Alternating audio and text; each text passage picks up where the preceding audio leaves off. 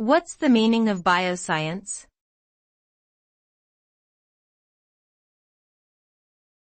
Bioscience.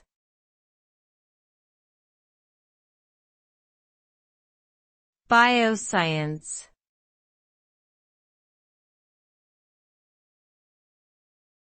Bioscience.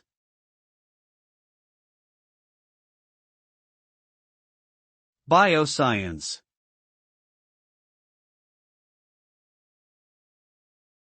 Bioscience is a term that refers to the study of living organisms, including their structures, functions, interactions, and evolution.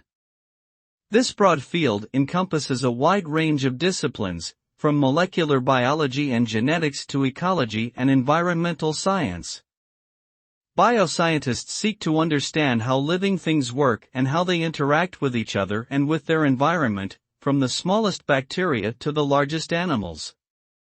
Through their research, bioscientists are able to develop new treatments for diseases, improve agricultural practices, and better understand the complex systems that make up the natural world. Bioscience is a rapidly evolving field that holds great promise for the future of humanity.